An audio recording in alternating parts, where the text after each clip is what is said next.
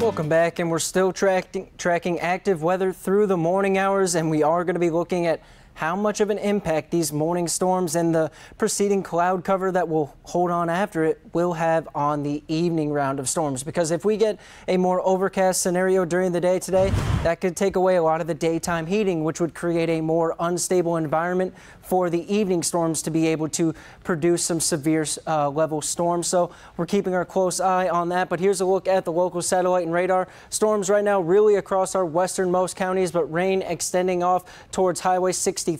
Some of the impacts in towards Bucknell, 0 outside of our area in towards Williamson, and then farther off towards the south, we're still looking at storms now through Seymour, up towards Numa, Cincinnati, Plano as well, Midway out in Putnam County, Lucerne, Galesburg, Harris, Newtown.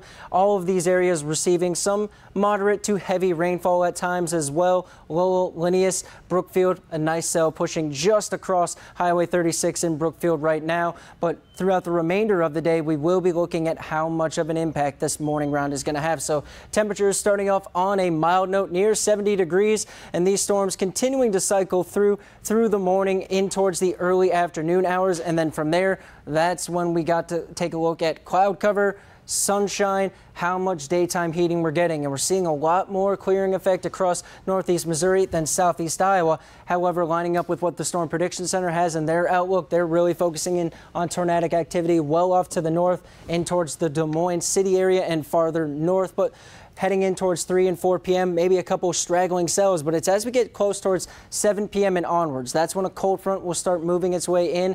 That's going to be dictating when that secondary round is really going to start to become a more widespread event rather than an isolated scenario. So a couple strong cells out towards Fairfield around 10 p.m. So it looks good for those of you who are concerned about Friday night football. We will be keeping our eyes on that so you know what you need for the evening games tonight, 7 p.m. and onwards. So it's a big impact that could be having, and then heading in towards early Saturday morning, this is when that frontal boundary really starts to head on in. And right now it is showing, lining up both with the model I used in our last half-hour show as well as the model I'm using right now. It is on a drier note for us compared to what some of the Storm Prediction Center models and just the general consensus of storm development is for the area today. So it is lining up to be a bit of a good news scenario for us, but we'll have to keep our eyes on everything.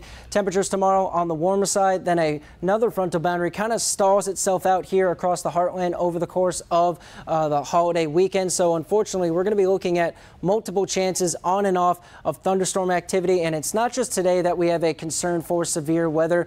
Both tomorrow and Sunday, a marginal risk for strong to severe storms is going to be here across the heartland. So we will be keeping our eyes on everything through the weekend. Rainfall amounts could be upwards of 2 inches for some of us by the time we get in towards later portions of Sunday. Otherwise, we're going to see plenty of rainfall moving on in as we get started with next week as well. But now, let's send it back to Ella.